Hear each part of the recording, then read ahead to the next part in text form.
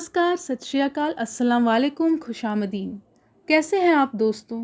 उम्मीद है अपने पंजाबी.com देख रहे हमारे सभी दर्शकों का और उनके परिवार वालों का स्वास्थ्य एकदम बढ़िया ही होगा। दोस्तों, हिंदी में वीडियो बनाने का हमारा सिर्फ एक ही मकसद है, देशों विदेशों में रह रहे हमारे जितने भी फैंस हैं उनको पंजाब के बारे में, पंजाब की धरती के बारे में, पंजाब के वीर योद्धाओं के बारे में और तमाम पंजाब की जितनी भी संस्कृति है उसके बारे में बड़ी आसानी से हिंदी भाषा में जाना जाए।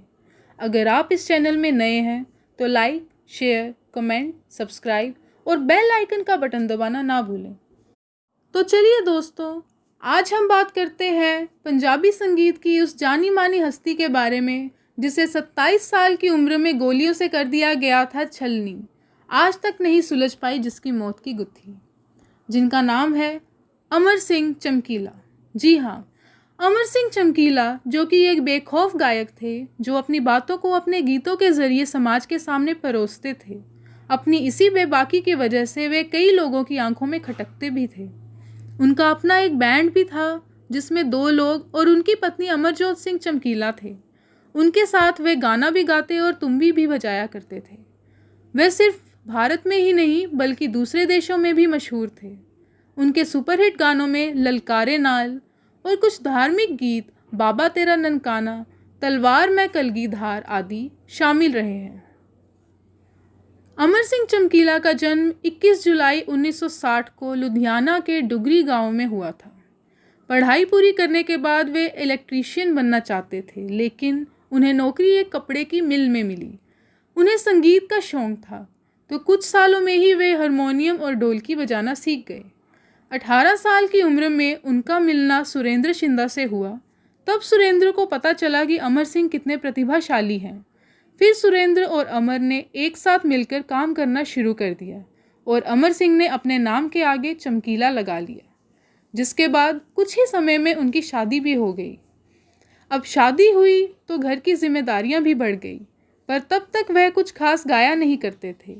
वे ज़्यादातर सुरेंद्र के लिए गाने लिखा करते थे। पैसों की ज़रूरत के चलते उन्होंने खुद सोलो परफॉर्मेंस देना शुरू कर दिया था। वे अक्सर अपने गानों में दुनिया की सच्चाई लोगों के सामने रखते थे। इसके चलते उनके गानों को लोग पसंद करने लगे। फिर धीरे धीरे उनकी लोकप्रियता बढ़ती चली गई।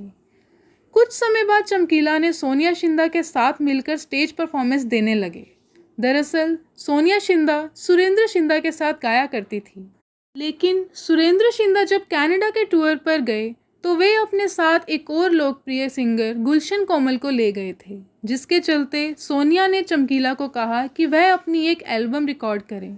जिसके बाद 1981 में दोनों ने मिलकर 8 गाने रिकॉर्ड किए, एल्बम बापू साडा गुम हो गया के नाम से। उसके बाद उन्होंने एक और सिंगर के साथ काम किया जिनका नाम था मिस उषा। उसी साल उन्होंने अमरजोत के साथ भी काम किया था। अमरजोत खुद भी काफ़ी लोकप्रिय थी।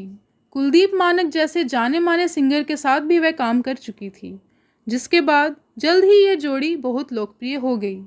इस लोकप्रियता को बरकरार रखने के लिए अमर सिंह चमकीला ने 23 मई 1983 में अमरजोत के साथ दूसरी शादी कर ली। देखा जाए तो उनके सितारे इस शादी के बाद ही चमक उठे, क्योंकि शादी के कुछ सालों में ही उन्होंने कई गाने रिकॉर्ड कर लिए और साथ ही साथ वे कनाडा, यूएस, दुबई और बहरीन जैसे देशों में लाइव परफॉर्मेंस देकर आए।